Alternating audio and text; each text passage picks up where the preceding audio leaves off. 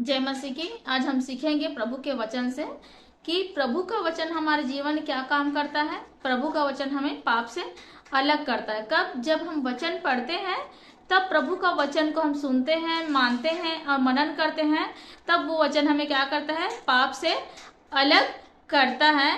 क्योंकि वचन क्या है? सत्य है, वो झूठा नहीं है। जैसे वचन में लिखा है, भजन संहिता 119 के 11 में क्या लिखा है? मैंने तेरे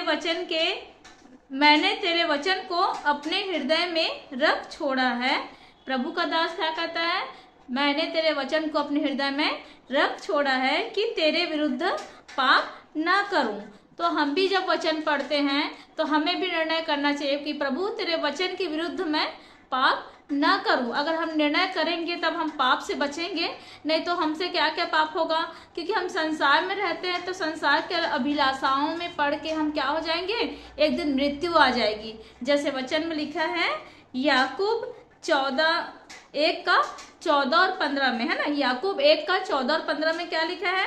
परंतु प्रत्येक व्यक्ति अपनी ही अभिलाषा में खींचकर और फंसकर परीक्षा में पड़ता है। फिर अभिलाषा गर्भवती होकर पाप को जनती है और जब पाप बढ़ जाता है तो मृत्यु को उत्पन्न करता है।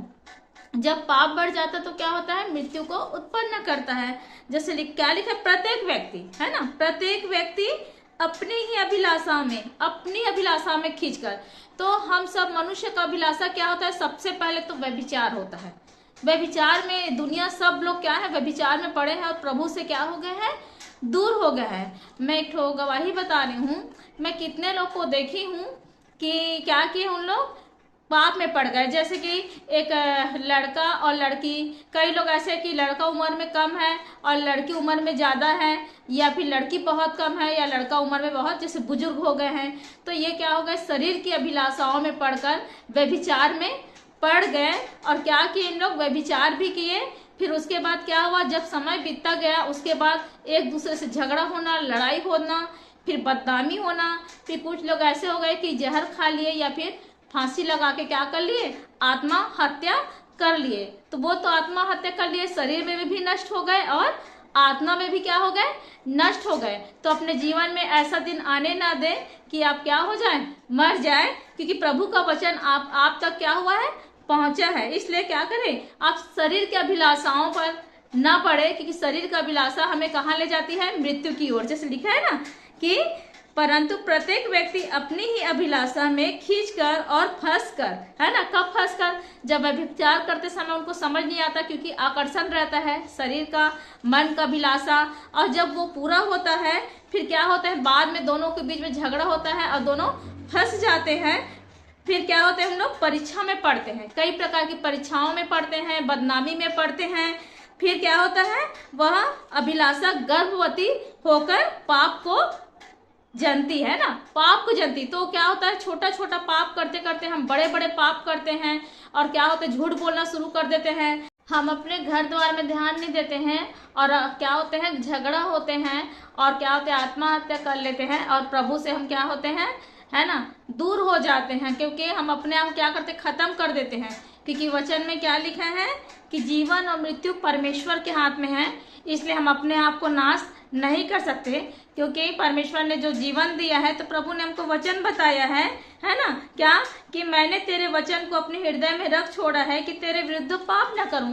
क्योंकि परमेश्वर ने अपने वचन से सिखाया कि पाप ना करो और क्या करो। जैसे भजन संहिता 119:18 में उसने अपनी ही इच्छा से हमें सत्य के वचन के द्वारा उत्पन्न किया। सत्य वचन के द्वारा हमें क्या किया? उसने उत्पन्न किया है, ताकि हम उसकी सृष्टि की हुई वस्तुओं में से एक प्रकार के प्रथम फल हैं। उसकी सृष्टि की हुई वस्तुओं में से एक प्रकार के फल हो, है ना। तो परमेश्वर हमको क्या दिया है? सत्य के मार्ग में हमको चलने के लिए कहा, क्योंकि उसने क्या किया? हमारी सृष्टि वचन के द्वारा किया है और हमको जीवन दिया है और उसका वचन सत्य है। तो हमें भी सत्य के मार्ग में चलना है, पवित्रता के जीवन में चलना है। हम उसका क्या है?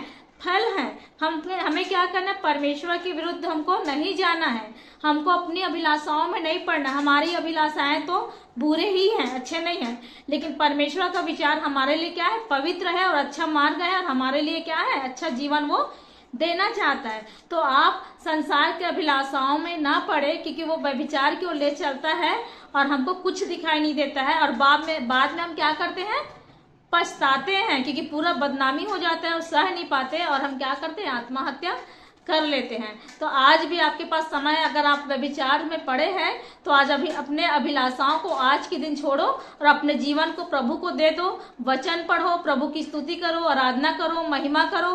परमेश्वर आपको क्या करेगा, क्षमा करने वाला परमेश्वर है, आपको नया जीवन देगा और आपको शांति देगा। इसलिए आप क्या करें, प्रभु का वचन पढ़े, क्योंकि प्रभु का वचन हमें क्या करता है, पाप से अलग करता है और हमको नया जीवन देता है, शुद्धता का जीवन देता है। सबको जय मसीह की।